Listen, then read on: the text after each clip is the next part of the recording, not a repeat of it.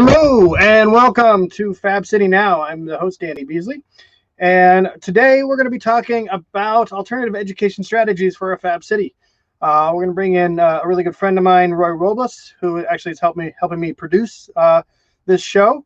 And he's got a wide background in education, but really looking at alternative education, non-traditional stuff. He's got a lot of homeschooling background, as well as working with community colleges and others on building pathways and everything else. So we're really just going to kind of dive into alternative strategies for education in this FabCity realm. Want to hop on now, Roy? Hey, what's up, Danny? There you are. Well, welcome, and we're doing this from coast to coast today. I am positioned here in my RV out here in Connecticut. So I've got my little podcast studio set up now, and I'm looking at a beautiful ocean, and I feel very grateful to have clean air where I'm at. Luckily, it seems like the Bay Area air has cleaned up a little bit. Some of the fires are dying down, and hope you're doing well over there with all that chaos. Yeah, it's kind of crazy, but we're maintaining these crazy times. You were the smarter person for getting to get out. You know, I looked at it like this is the third year in a row where I felt like in order to protect the health of myself and my family, we needed to get out of town. So, fooled me once, shame on you. Fool me twice, shame on me. Third time around, I was like, nope, we're not going to deal with this time. So, and in fact, this is probably the best year to do this because most of the work has been pushed remotely anyways. Right. It's excellent. We've been dying to do an RV trip.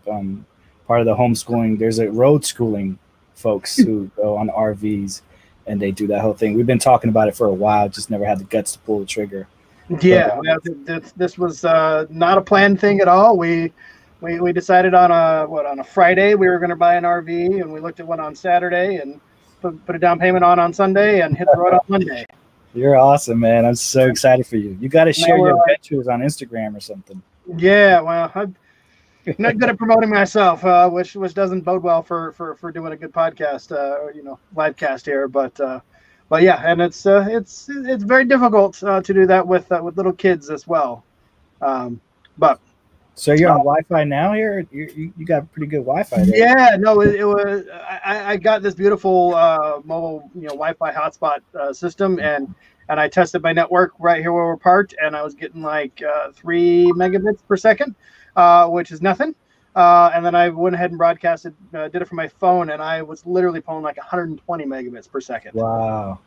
From my phone. So I think I'm going to be paying for it later financially from all the data I've been consuming. But we get a nice crisp video and clear audio today. Yeah, pretty good. So, part of the reason why I wanted to talk to you is, we started this concept of this FabCity Now podcast together or video cast. But our kind of friendship and professional relationship started around Fab Labs, around this idea of Fab Lab and, really what that brought to the educational experience. And then, you pretty quickly grabbed on the idea and even started running in your own direction with that. But I think it might be good if you just present a little bit of your, I'm going to say kind of your educational strategies or philosophies, because you're heavily invested in kind of traditional educational infrastructure from a work perspective and professional perspective. Yet your kids, I think one of your kids has seen less than a year of a structured K-12 school, and none of your other kids have ever had that experience. So, right. What if you want to just kind of talk about your experience and the the rationale behind giving your kids a totally different educational experience? Yeah, so I grew up in Newark, New Jersey, which is pretty, it's an urban American city, so it's pretty tough. And my parents were pretty active, and they were active in getting us, we were privileged enough to have education and opportunities and all that stuff. But still, the world around us in the 80s, so it was policy change. There was 3 strikes you're out, like high incarceration rate, lots of drugs, stuff like that. And I grew up in the mindset where education was a key, way out, which I still think it's true. So I kind of grew up like almost a reformer, like, get people in school, get them through, all that stuff. And then as I got involved with the education system, or went through it myself, especially when, in retrospect, I realized that it was causing a lot of issues. It was in itself causing a lot of issues. And the more I read about it and learned about it, the way it was designed, structured, at best, it was for the industrial age, which we're kind of getting out of. So it wasn't preparing people properly, right? So, for example, I went to an all-boys prep school for my high school experience, and we didn't have a shop at that time. Vocational programming was cut out of the schools, and later on I got into woodworking. This is in my 20s, and I really loved it. I felt robbed. I wish I had that experience earlier on. So I'm like jumping timelines, but the idea is, the way we do schools, for the most part, especially public schools, because there's some great schools that have all this stuff, but you're paying a lot of money, right? Right. So either you're paying a lot of money, or they kind of fit in this realm of alternative education. It's a non-traditional is where you get that good innovation coming. Right. And so I went on my own journey with education, and I guess I did it earlier on with other stuff, like in the arts, like, drawing, DJing, promotion, stuff like that, where you kind of self-taught. And also the community, the people who taught me those things or influenced me were not trained in any professional settings. They were like, hip hop and house music and DJing, right? All like they picked up a laptop or some records and just started playing stuff, and then learn it by doing it. Yeah, and it created a whole culture. So this is all, again, in retrospect. You experience this thing, and then you think about it, and you're like, wow. So there's this whole sphere of education that's not in the school system or institution, or what we call school, that has relevance, right? And people are not aware of it. So anyway, so fast forward, I'm starting having kids, and I could go back and tell you how I got into this stuff. But when we decided to homeschool, and the first time I started teaching kids so maybe I should talk about that. So I got into vocational programming. I got into woodworking, making furniture and all that stuff, selling it, and then started teaching kids carpentry. I have a program here in California called Kids Carpentry, which is an after-school enrichment program, where we taught woodworking with basic math and hands-on. And it was after school enrichment. So it was like, if your kid signed up for it, it was after school. Many times there was like a convening, and they would ask us to cancel classes. And it was just like, right, the last thought, right? And I was like, it's kind of the redheaded stepchild of the educational experience there. Yeah. And so at first I was like, oh, it makes sense, right? Because I'm still in that reformer kind of, the schools are great kind of mind frame. And so I muscled through that. And then I started, I learned, actually, there was this guy I rented a shop with. And the way I got into it actually was, I started making boom boxes for cars, for back in Jersey, and DJ consoles for people, basically hacking my way through it, but kind of into it. So I was like, had a inclination, or kind of in that direction of making stuff, right? But then here in California, when I moved to California, I met a third generation woodworker, and I was still doing like these hacky projects, and he showed me like the way to do it, like all these right, ancient tricks, and I was like, right, oh, that's how they do that. Oh, that. And so I kind of like he hired me at one time for some of his projects, but I was like, he rented shop space to me, so I learned a lot from him, and started creating furniture, and actually mixed the two worlds of this like Jersey urban style with like California craftsmanship stuff. So people started selling, and I started selling in stores and to people, and just taking as many gigs as I can. So then I started teaching it because I really liked it, and also was into education stuff, and then started working at Laney College, teaching there as an assistant to the department chair. And so I learned the whole world of community colleges and vocational programming, and really became an advocate for this stuff. Not only for the healing principles or for the making principles. But I think those spaces that are like vocational or hands-on, the assessment, there's so much healing in terms of education. So I identified a few things. One is there's like self-assessment, there's objective assessment. So meaning either the light turns on or not. So it doesn't have, if you have like some implicit bias or something on someone's writing style, right? Like if I wrote in a different voice, my writing instructor can be like, that's wrong or that's bad. It's their opinion. Right. Where if you're doing something in the vocational setting, either the light turns on or it doesn't, either the weld holds or it doesn't, it's really simple and objective. And I think that heals the cognitive damage that's done by school, what I call education trauma, where if you're a kid going through this stuff and you hate math because it was forced down your throat, like it actually, not only the hands-on stuff, but the objective assessment, whether it works or it doesn't, actually gives you like a real assessment, and you kind of trust it. Even if you fail, you can learn from your failures clearly. When you're wrong, it's easy to see how you're wrong. It's like, oh, it didn't hold, the joint didn't hold together, it failed. Right. But I can see, I didn't actually put enough glue in this, or I didn't, it wasn't a good miter, or there wasn't enough. I put the screw in the wrong place, or blew out the side, or whatever it is. Like it's easy to understand what failure looks like. Right. And rather than like, no, you got it wrong, or your essay, like, sorry, you got an F on this essay. It's like, okay, well, there's a lot to understand and consume about what you did wrong, but it's not clear. It's like, okay, well, but now you got to go through and adjust all your commas, and you use the wrong, pronouns or whatever it may be. It's not more specifically like for communities. So I wrote in the 80s, I was learning from like the vernacular, and later on linguistics, I find out is regional, it could be anything. It's alive. So I used to actually write in a urban Latin, American dialect, and people, and my English instructors would mark that as wrong, as that's not proper.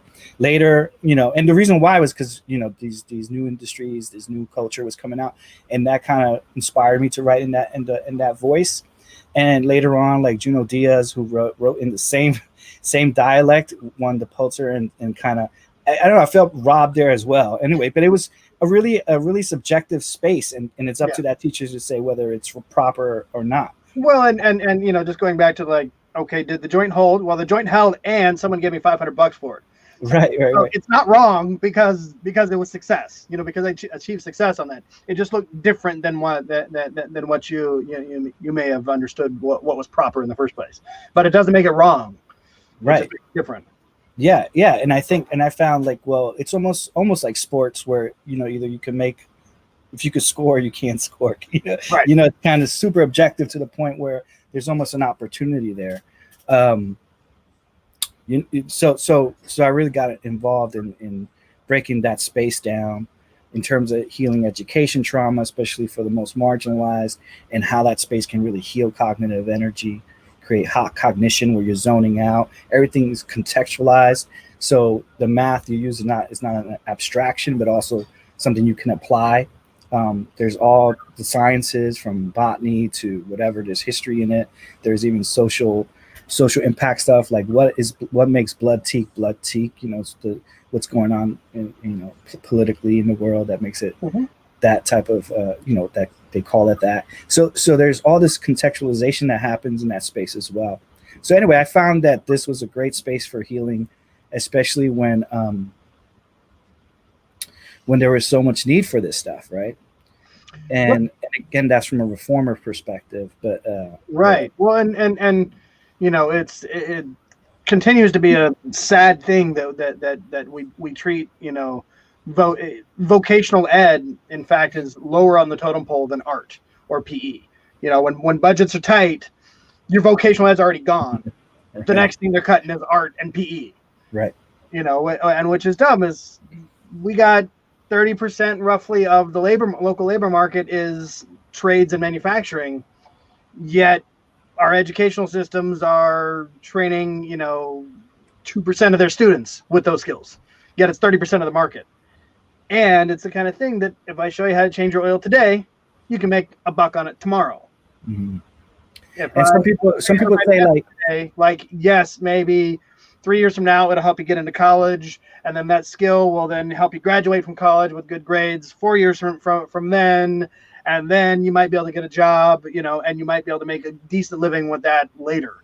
At least with kind of the gig economy and the internet, it's shifting that a little bit. Like I can learn how to write today and I could maybe take a gig tomorrow. So it's getting a little bit closer to that, but we should still continually focus on these things that give you that quick reward. And it's not about the shortcuts. It's about giving someone motivation to learn in the first place.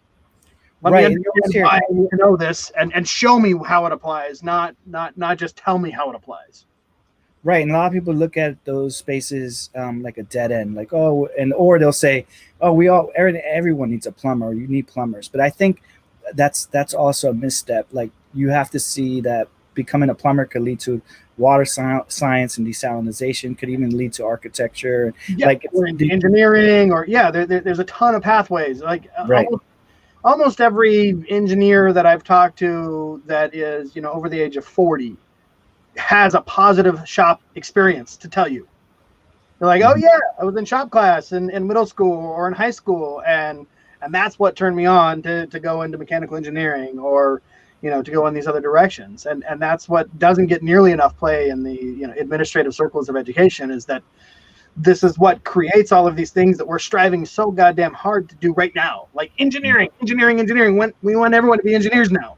Whether it's computer science engineer, mechanical engineer, bioscience engineer. Like we want people to do these things, but yet we got rid of all of the initial kind of early motivation that where people would get turned on in the first place, is through these shop classes and tangential experiences like that. And there's an economic argument. If you look at like the third and fourth, which is usually Japan and Germany, small countries who respect the craft, and they have the crafts, and they also have like apprenticeships and guilds, and they export. Like if you look outside, every car is either German or Japanese, but their economy is huge for it. And so there's an economic argument.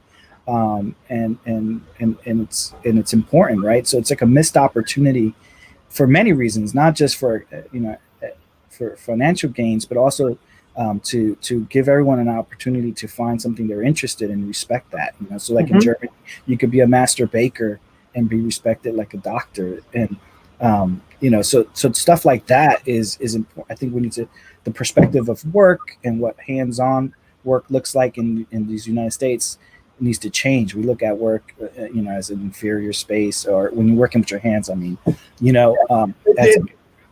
I've really seen the line drawn at when you get dirty.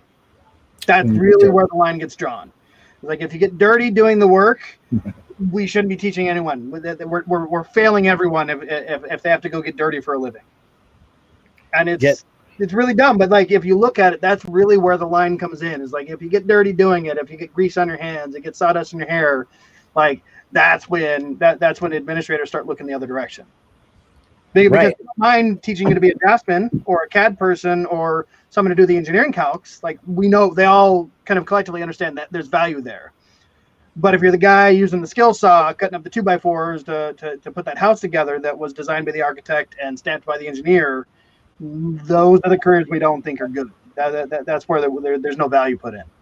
Right, and it's funny how people find when you meet people who are like masters when I meet masters in here in the United States, they find those spaces like almost serendipitously. Like there's really no clear pathways to get there.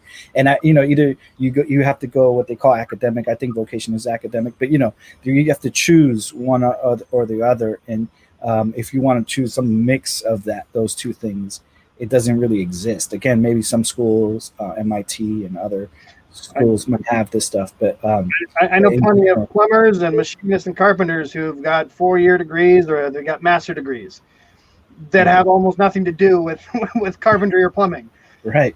They just went off and got heavily educated and something that either didn't pay or didn't motivate them. And and I've seen them back at Laney College. Like sometimes on a couple of semesters, there was a head count in the machining department, and 50% of the people are coming from UC Berkeley with a degree already. and they realized that it either didn't satisfy them, they went and learned something that doesn't have economic value in the world, whatever it was, and now they're like, yeah, but I'm going to go do something with my hands because this gives me satisfaction, and as soon as I walk out the door, I can make 70 grand a year. As soon as I'm done, and half the time you don't even have to finish. Mhm. You just need to show up and be motivated to learn more, and you don't have to finish the stuff. The worst stories are after someone gets incarcerated, they find they'll have vocational programming in the prisons, and then they come out and with all these skills, and they like you don't have to wait for someone to get incarcerated, or they stumble, or they stumble through life, and then they find someone who can teach them how to do plumbing, and they become an apprentice like serendipitously. Like we should have stronger pathways in these opportunities. I think it will help us out a bunch more. And the reality is we're going to see a ton more of that. We're going to see a lot more of that happening in this current environment where, our poorly performing educational systems are now performing even poorer because they weren't doing a good job of engaging everyone to begin with. And now they're all remote for an indefinite period of time. And so we're losing a great number of people that are going to go the way of crime, that are going to end up in prison because not only did we not give them any opportunity before this crisis happened, but the opportunity we're giving them during the crisis and even after the crisis is even less than they were getting before, and less effective than what they were getting before. And they're going to end up in prison. They're going to end up committing crimes because they're economically desperate. Mm-hmm. And skills are a big deal. Well, anyway, so I decided to homeschool because of not only because of the lack of hands-on, but just generally that perspective of education was lacking.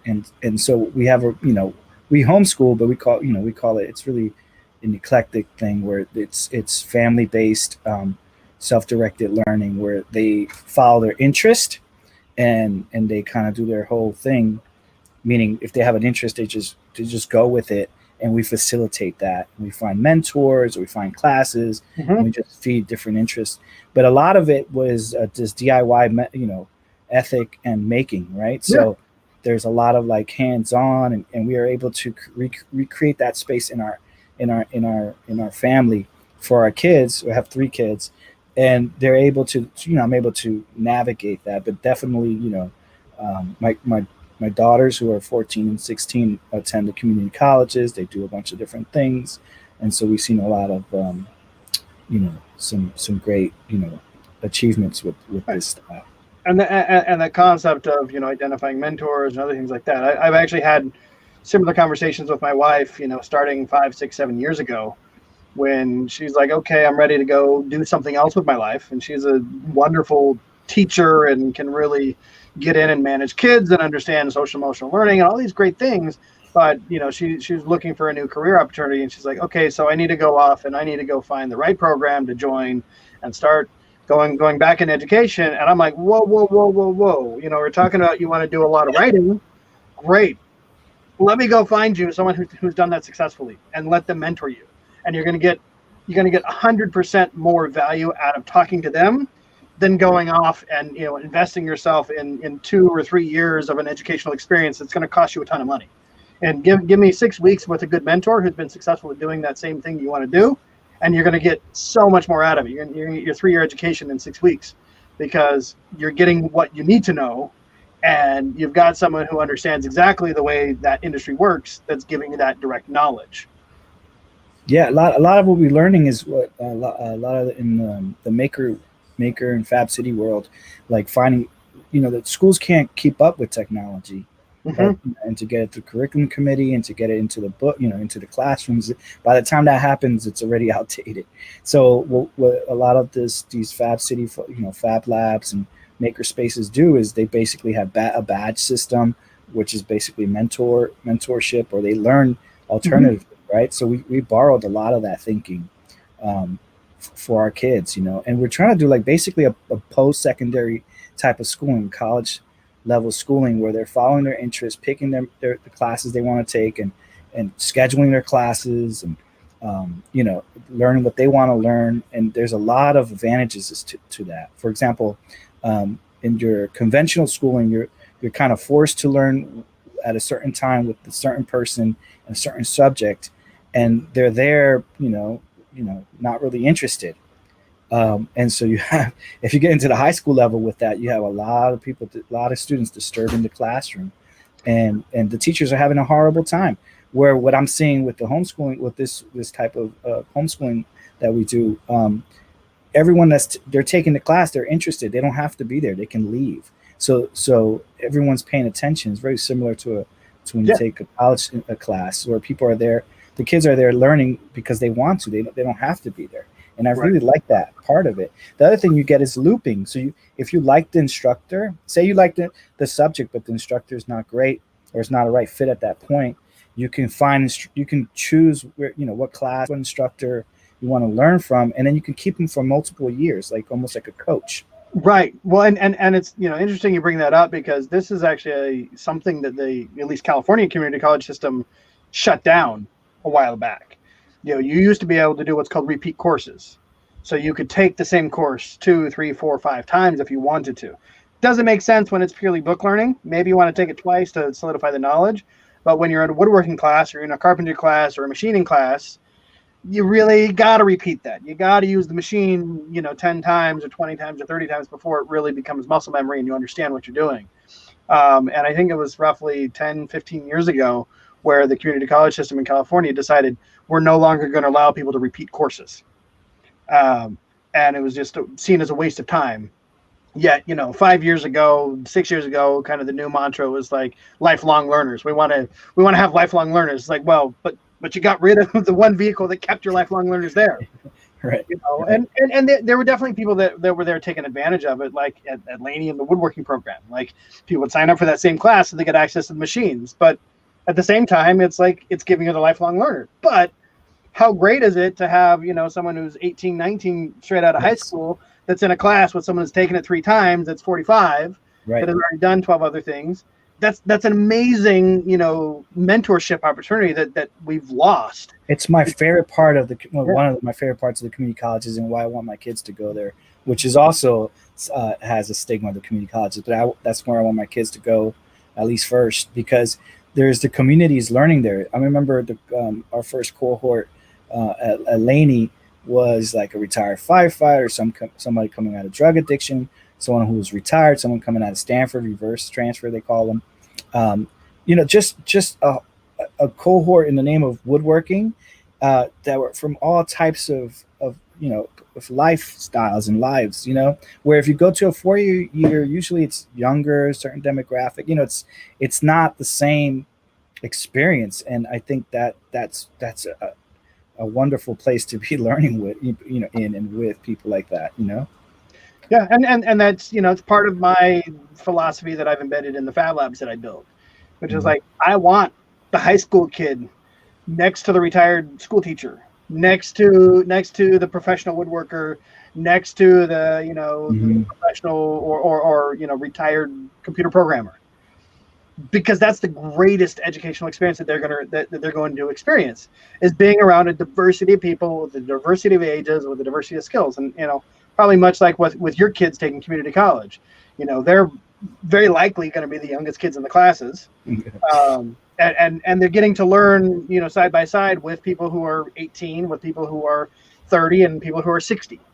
And there's a ton of value in mixing with people who have totally different educational experience or background than you do. It's basically their high school experience, because they started. Well, my daughter started at 13.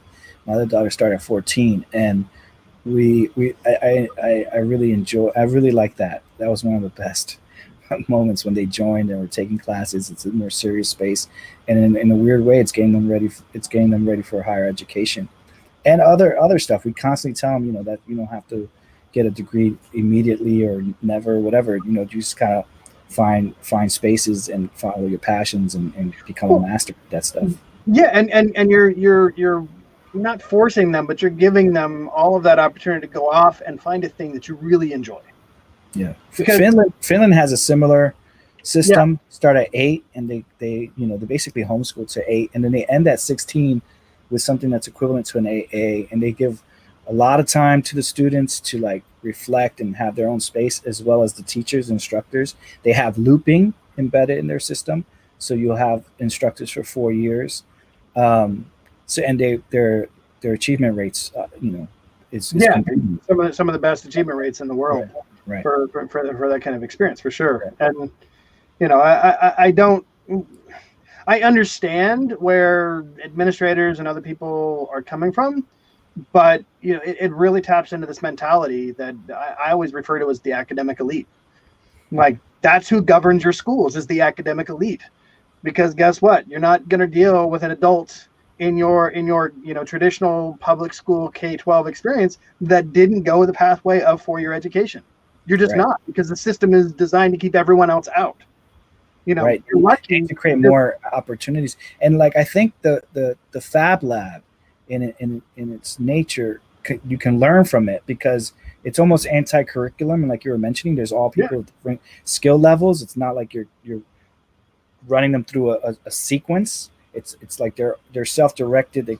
They find a project, they want to finish the project. They can collaborate with someone who might have other skills they can learn from. So if you go to a Fab Lab or a makerspace, you almost see what schools should look like.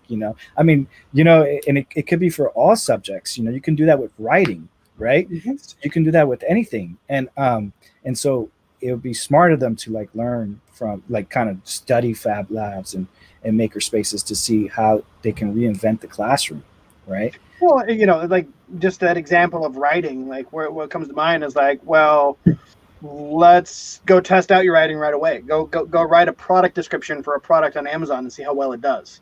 Mm-hmm. Go write a social media post and see how many clicks it gets. Like, you can test those things right away, and like you can fit that stuff into traditional education. There's no reason why traditional education can't have more of this freedom, but it's really about testing the ideas immediately in the real world, so that you're like, oh yeah, I didn't get a single click on this thing. Nobody retweeted this one post. Okay, good. Then I need to go change the way that I'm marketing, the way that I'm assembling my language, or whatever it might be. Like, and that's it's kind of a Fab Lab analog to writing. It's like there are different ways in which education can embrace this open-ended learning concept that is really embedded in these Fab Labs. Do you see it catching on? Are people studying the Fab Labs and trying to learn from them? There's a ton of academic papers that are looking at Fab Labs in particular, because there's been a ton of Fab Labs that have been deployed in higher ed. But I don't know. I don't know if I'm snooty or if it's just the way that I look at it. But it's like, well, but you're having a higher ed learner that someone's on a PhD program that is on year 15 in their educational experience. It's now coming and saying, okay, well, let's look at this model that says your educational experience is irrelevant because it's purely like just throw someone in the room and see what they do to come out of it. So it's hard. It's having someone who is overly educated studying something that doesn't require any of that educational background that they're bringing to it. Right. That reminds me, I think you and I talked about like teacher education programs or training programs, and using the Fab Lab to invite teachers or have some type of space for, teachers that have been trained in teacher colleges or whatever, to go and kind of reinvent their thinking, kind of learning how to mix it up. And to your point, right? So you have these folks who collect data or do research, but if they had more experience or skills with different types of learning, that would make them a better researcher. Because you read these things and it really, while it's great, it also lacks a certain perspective, Yeah, and then I get usually about every probably 2 to 3 months, I get a survey, because we're listed in this global database of Fab Labs. I get a survey from some academic researcher somewhere saying, hey, could you please fill this in? We're trying to collect data about Fab Labs and their impact on this, blah, blah, blah, blah, blah, that. I was an advisor to an NSF grant that was looking at the impact of education on engineering, on engineering education. And it's, unfortunately, it's the same thing. It's these kind of people that are using this overly academic perspective to try to go address and look at this problem. And I'm trying not to use bad words here, but it just turns into something that doesn't really get at the point. It doesn't show you what is really genuine there. It's like, and my perspective, my model that I've really applied to Fab Labs is unique. You know, I've really like, I sell the school whatever I can to get in the door. And then once I'm in the door, I'm like, okay, but keep your books at the door. I don't want those in here. I don't want your lectures at the, keep those at the door. Keep your structure at the door. And if I can fight it, keep your damn curriculum outside. Because that's not what happens in here. That's not where you get the greatest value and the greatest learning experience. The greatest learning experience is someone who walks in without expectations. And I give them a fire hose of opportunity and say like, oh, you want to learn that machine? Well, tomorrow at 2:00, there's a workshop. You can, 1 hour and you get to use the machine. I'll give you the keys. Oh, well, you don't like metal. Okay, well, you like fabric? Oh, you don't like that. Okay, what about wood? Oh, you do like wood. Oh, okay. Okay, well, let me take a picture of your face and let's etch it on this thing with a laser cutter. And that's going to make you giggle and get you excited. And you're like, oh, wait a minute. My brother's birthday is coming up next week, and I could put his face on a cutting board. Like whatever it may be is like, and that's what you need to ignite interest. They don't need the structured curriculum to get there. They just need to see a little bit of what's possible and understand that it doesn't take a lifetime commitment. It doesn't take a long-term commitment for you to do this thing, for you to achieve something of value here. Right. And a lot of times when you start making stuff and building stuff, you can appreciate the world right around you, the built world around you. And that it does gives that person more respect for, say, I don't know how to build bridges, but I can look at a bridge and be like, wow, this is amazing, and kind of respect it. Or buildings, and like, maybe I don't know, I can stand there looking at a building that I don't know how they built it, but I can respect it. And that's a big deal. Like,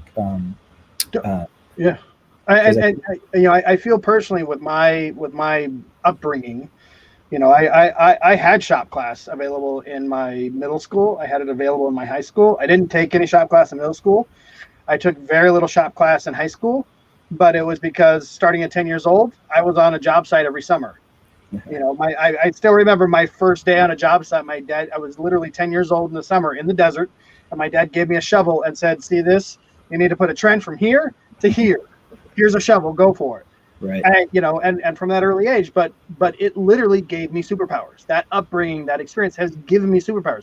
I can look at a wall, and I can put my X-ray vision inside that wall, right. And I can say, there's a stud right here because I can see where the screw head, is, or I can see where the plaster is moved, or I can see the condensation on the outside, whatever it is. Like literally gave me superpowers. And so my appreciation for the world is totally unique from people who don't have any of that in their background. I say that all the time. You can see through walls, and because you learn the skills, how the world works around you. I remember not knowing that, and I remember knowing it, and it is an amazing. It is a superpower. Right, and one of the things I always did at a young age, and I'm not great at spelling, or I'm not phenomenal at spelling or language or English or anything like that. But one of the things I did early on as a kid is I would always break down words. I would say the word and then I would spell the word. I would say the word and then I would spell. It's like I'm understanding that the word is made up of parts, and I want to clearly understand that I understand the parts so that I understand the product. I understand the product of the word or the sentence or the paragraph or whatever it may be. But I would always kind of mentally do that. I would say something and then I would spell it in my head. And that's kind of the thing, is like, okay, I'm looking at this computer and I'm like, okay, well, I can see the computer. Here's the casing. There's some aluminum here that was milled, and there's some plastic here that was injection molded. And if I take this off, and I've taken enough keyboards apart where I understand, like, okay, this is the kind of mechanics that are happening in here. And like it makes me curious about the world, but it's also made me plenty curious enough to do something about it, to be like, okay, now this computer is broken. So I'm really going to take it. I'm going to take it apart this time, and I'm going to look inside of this and see and understand how it works. And that's one of the experiences that I've done with a number of students. Is I would just do a home home goods take apart. Right, they have those things. That's popular. What is it called, repair, or like a fix it night or something, and things like that. But I would literally I set up a relationship with like St. Vincent de Paul. And I would go there and say, okay, I just want all the broken crap people gave you. I don't want to take apart good things that have value. I want all the broken crap. And then I bought, 25 kits of little Torx screwdrivers and tiny pliers and all these other things. And the job is I roll out paper on everyone's table and I dump all these things on there. There's a keyboard, there's a toaster, there's a blender, there's an old stereo, a VCR, whatever. I'm like, okay, guess what your assignment is? Take the damn thing apart until there's nothing else that comes apart. Go. Right. And then, when they're halfway through, I'm like, okay, cool. Now that you have most of the stuff taken apart, first of all, I got to come critique it to make sure I'm like, no. See this? There's metal and plastic in this thing here. So there's a way for you to take that apart. It might be glued or whatever, but you have to think creatively about, well, how do they put that together? Oh, well, you don't realize that usually under stickers on these things is where the head screws. There's usually a screw hidden underneath the sticker somewhere. So you got to pull the screws off so you can figure out how to take the thing apart. Yeah, I always tell the younger kids, I look under go home, look under your table, see how it's made, look at all the places you can't see. But and breaking stuff apart and just look, you gotta be careful because some things have high voltage. Some things are sharp, and so, those out there who are listening, toxic materials and things like that. Yeah. Sure. Yeah, But yeah. the part of the reason why I would put the paper on the table first is then when they're halfway through, I say, okay, go ahead and categorize stuff. I'm not giving you the categories. I'm not telling you what categories to put them in. But some people are sorting based upon material type. Other people are sorting based upon color. Other people are sorting based upon the object. Okay, here's all my screws. Here's my gears. Here's my pulleys. You did this when? You did this in your fabs? Labs? I did it early on in my Laney career. I did it with students at Castlemont High School in the Fab Lab there. Okay. This is when I was teaching, but I'm not really allowed to teach. Right. I was running workshops. Yet, I actually have a video that maybe we'll play here in just a minute, actually, from one of my students from, I think, 6 years ago is when I first interacted with him. I did this project with him and his cohort of people. But I think maybe you should just play that. It's about 4 or 5 minutes long, but I think it's a really good impact video to show what, how this Fab Lab concept has really embedded in this particular person, Javon Williams, into his experience. Let me play this. And shout out to Angel Hunter for all Life before the Fab Lab, being able to have all the creativity in your mind in the world and not being able to express it is like the biggest void that couldn't be filled. We have a whole lot of youth that don't have outlets. That's why they're so angry. Main problem in the streets of Oakland is we don't have resources to teach the kids how to think for themselves, how to create. That's why a lot of people are getting in trouble. If they had outlets like the Fab Lab, it would impact their mind and their spirit. Be able to see that they can use their creativity and their passion and their love to create something positive instead of creating something negative and impacting the world in a negative way. It's very imperative we continue to pour into this resource. Like, if anything was to go bad, being able to still have technology and manpower and resources to manufacture things that could be essential and help abundance of people in times of need. You never know what could happen any moment, and being able to have a resource like being able to put PPE out during the coronavirus and help the essential workers, give the homeless PPE so that they're protected. The Fab Lab can definitely help the economy. Instead of outsourcing, we can build jobs right here in Oakland, California. I would tell as many people and as many youth as I possibly can, bring them in so they have the opportunity to grow aspects of themselves that they haven't yet seen and have options that they haven't yet felt. You can literally create the thoughts in your mind and conceptualize something and manifest it into reality. And that's a beautiful thing. Just imagine if the Fab Lab existed where Albert Einstein was here, or Plato or Socrates was here. We would be in a whole different type of world. I learned a lot of things that I can use in the real world to help me be able to think outside of the box. What I really enjoyed about it is you get real world problems and come out with real world solutions. Imagine how we can save the world, clean the air, clean the ocean, keep the homeless out of being homeless. That'll leave us all in a better place.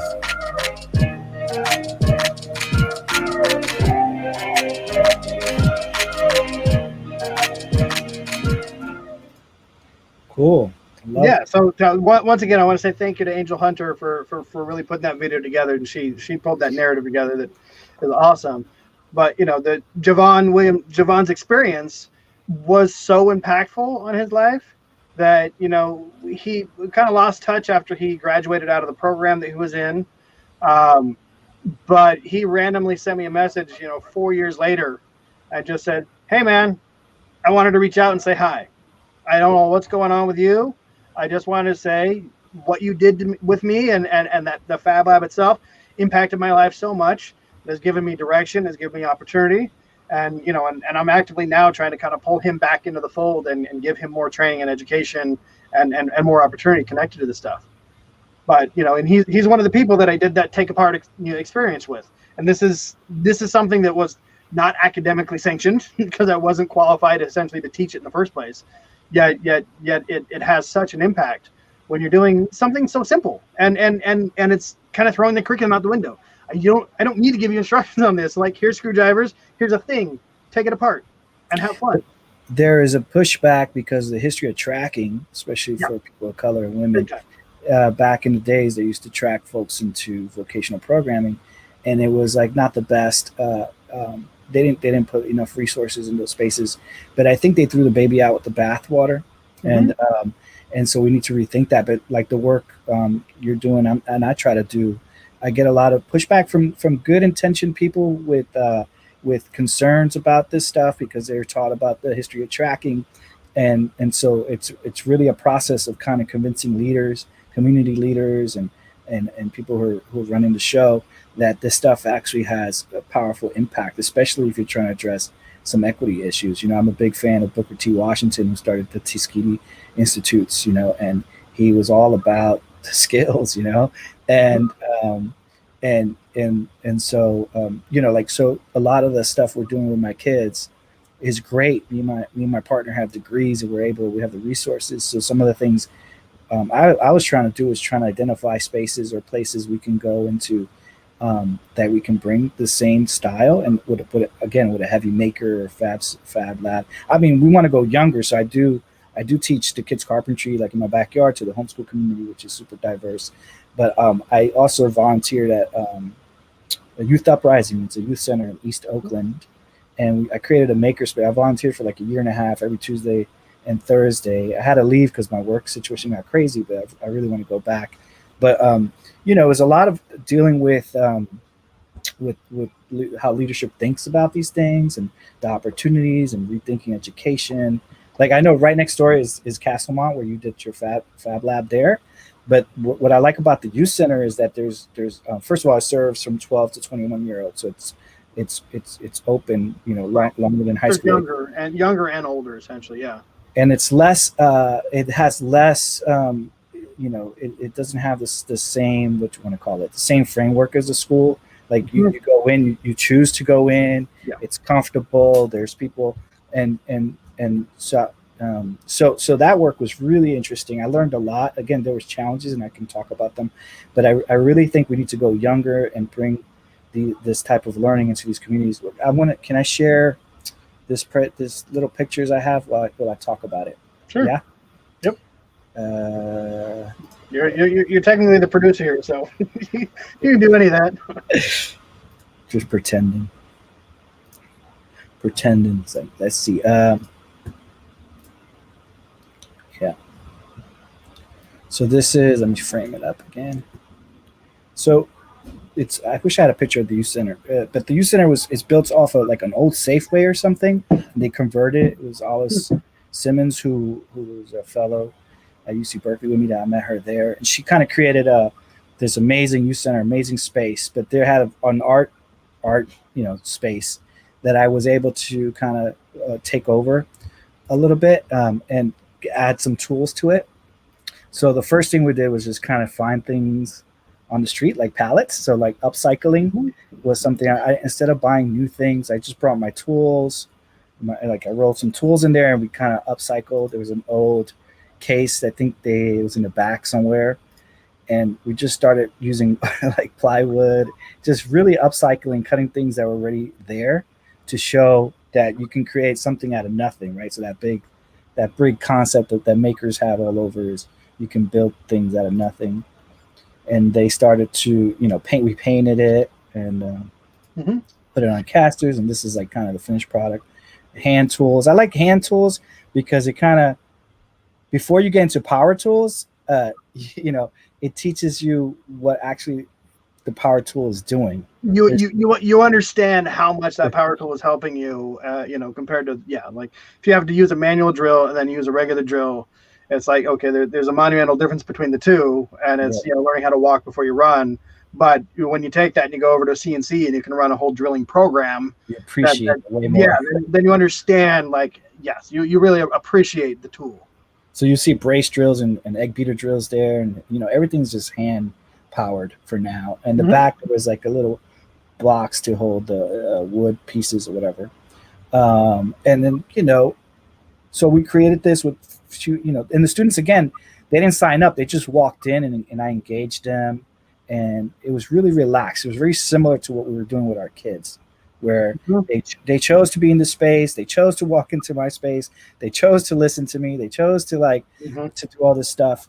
And it was different from like signing up and forcing kids. A few times they were not forced kids, but they had like an assignment for a kid for some reason, and they put them in and they weren't really as engaged. And when I did my best to engage them, and they worked sometimes, but a lot of times it's an extra effort.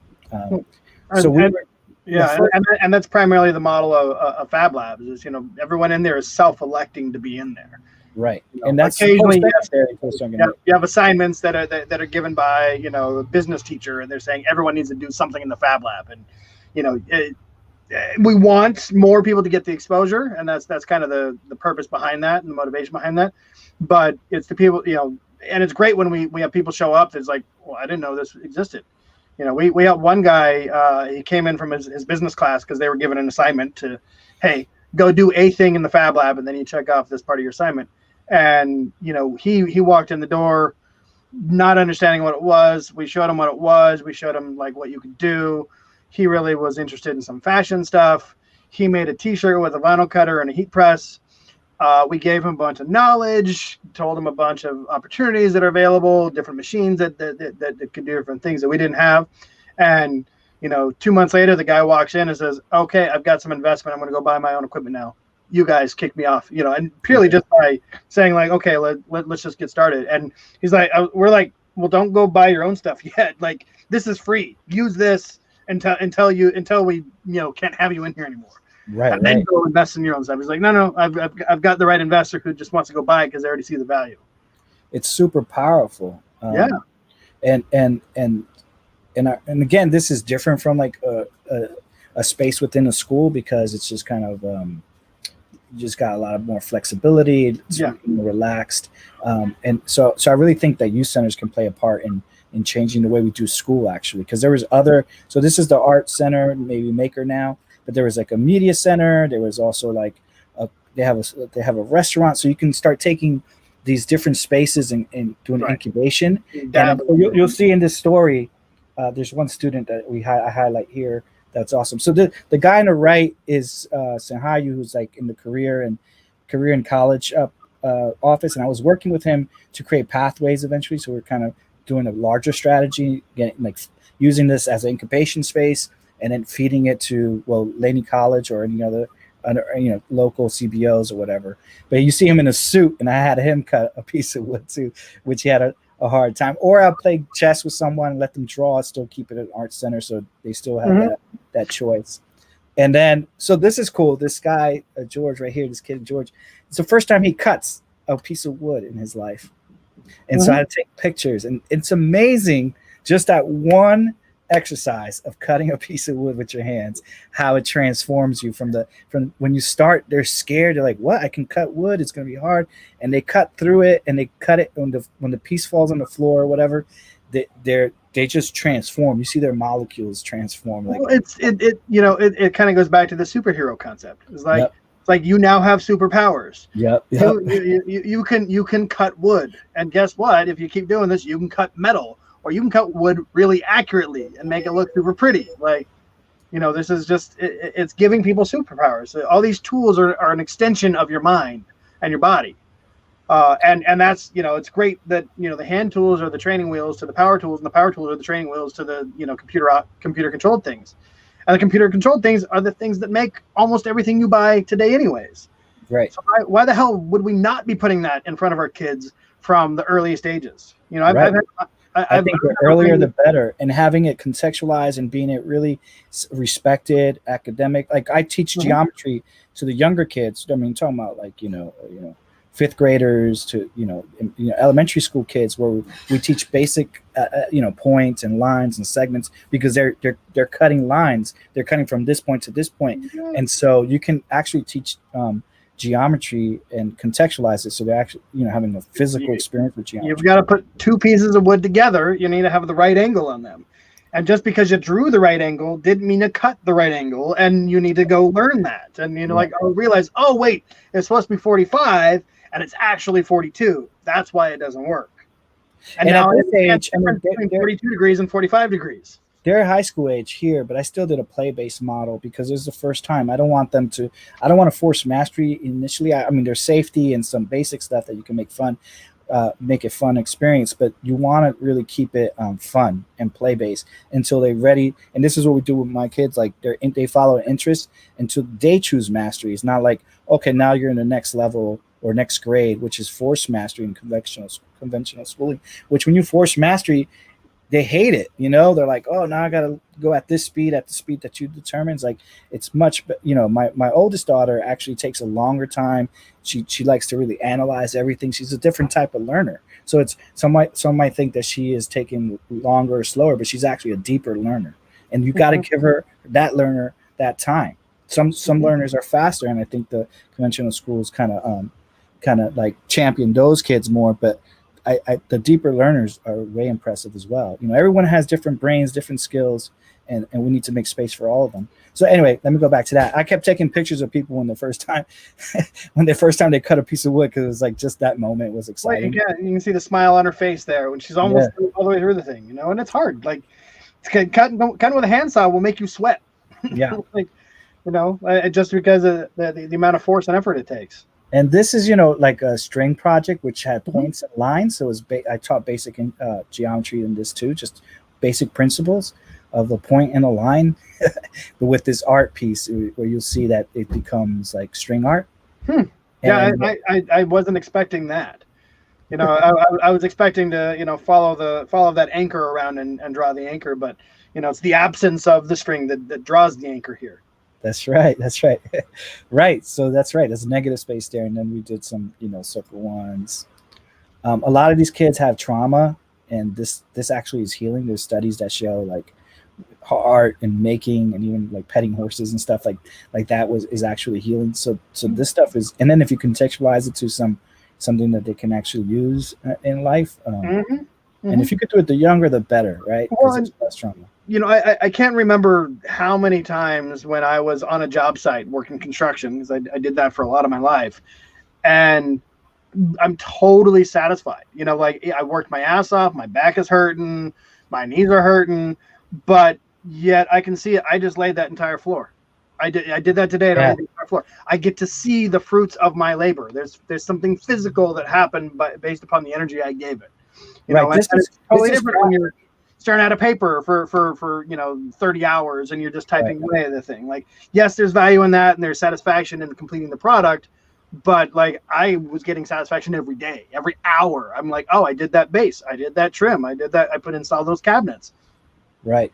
I think that's a big point. When you have something in your mind or imagine something and you bring it out in third dimension, that's a big deal. So this stuff is crafty now, but then I started teaching the kids who started coming in more often, like doing architectural drawings, elevator view, bird's eye view, side view, all this stuff, segments. And so this is something she drew, and she starts to build this like cathedral because she was into Gothic stuff. And she just kept coming back and making it, super cool stuff. Same, a little bit more. This kid also wanted to create a simple box, and how to use tools. Same thing, geometry lessons here. But and this is the first time he cuts the piece of wood, and this is him building it. But this moment here is what you're talking about. He started taking so many pictures of his piece, right? It's just a box, and maybe not the best cut thing, but it's his thing that he manifested in a 3-dimension, right? From his mind or from a drawing. Came out of his head, came through his hands, and all of a sudden it's in the real world. Super excited to take pictures and stuff. So I'm gonna gonna have to cut you off here. I've got a wife and 2 children that are not going to get in the RV here. But when we started this conversation, you were concerned about what we're going to talk about, and we fairly easily filled up an entire hour. Yeah. Let me end with this story though, because it's a good one, and then we'll end it. So there's this guy Shep.